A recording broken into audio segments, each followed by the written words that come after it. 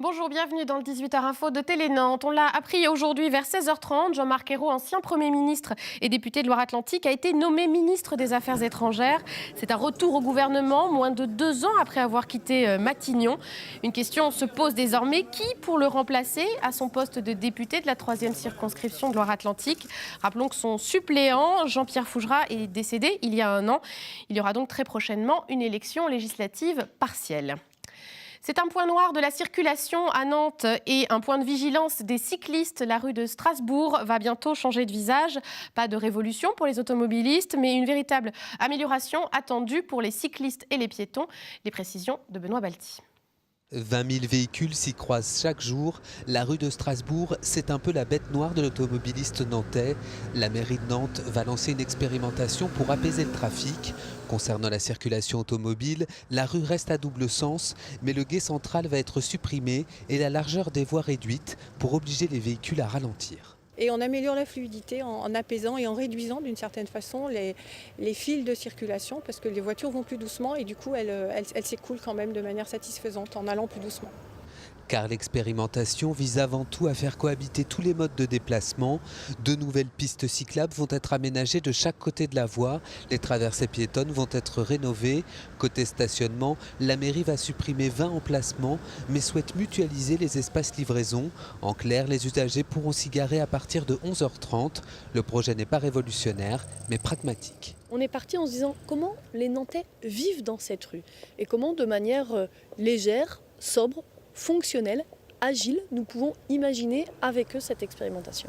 Nous évaluerons avec les acteurs du vélo, avec les commerçants, avec les riverains, pourquoi pas, pour regarder ensemble les résultats que cela donne et si nous confirmons, si nous généralisons certaines idées dans d'autres quartiers de la ville par exemple. Après 2 mois de travaux, l'expérimentation commencera pour 1 an à partir du mois de mai. Bonne nouvelle pour les cadres, les recrutements sont en hausse en Pays de la Loire, plus 11% au total en 2015. Et la tendance devrait se confirmer cette année. Entre 7 640 et 8 400 cadres devraient être embauchés dans la région en 2016. Des chiffres qui renouent avec les tendances d'avant la crise. Un match comme on aimerait en voir plus souvent. Le FC Nantes se déplaçait hier à Bordeaux dans le cadre des 8e de finale de la Coupe de France. Et les Canaries l'ont emporté 4-3 au terme d'un suspense intenable dans les dernières minutes. Les supporters qu'a rencontré Jean Annex ce matin avaient encore du mal à s'en remettre. Bon match. Et non, parce que c'est une belle victoire pour le club. C'était un match assez palpitant. Fallait pas être cardiaque. Les supporters du FC Nantes se sont régalés. Cette soirée bordelaise avait parfaitement commencé pour le FC Nantes. Après ce bel enchaînement, Yacine Bamou ouvre le score, 1-0 pour les Canaries après seulement 6 minutes de jeu. Les Bordelais vont ensuite réagir sur ce coup franc mal négocié par la défense nantaise. Crivelli remet les 2 équipes dos à dos. Puis Bordeaux prend l'avantage à la 51e minute grâce à cette frappe croisée de Poco. 2-1, puis 2-2. Ambrose s'en mêle les pinceaux. Bamou en profite et transmet à Sigthorsson qui égalise.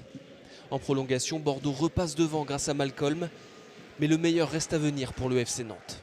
On a emporté ce match avec la manière, avec beaucoup de caractère. Et on a mis beaucoup de buts. On aurait pu perdre le match, mais on s'est battu jusqu'au bout. C'est d'ailleurs Johan Odell qui redonne espoir au FCN à la 114e minute grâce au loupé du gardien bordelais. Enfin, le but de l'apothéose est signé Alejandro Bedoya de la tête. Score final, 4-3. Michel Derzakarian peut exulter, le FC Nantes est en quart de finale de la Coupe de France. Il se déplacera à Sochaux, l'avant-dernier de Ligue 2. Alors quand on parle d'une éventuelle finale aux supporters... Tout le monde en rêve, bien sûr. Bien sûr, je rêve. Je vais aller au stade, je vais aller encourager mes gars. Une petite finale Paris-Nantes, ça serait génial.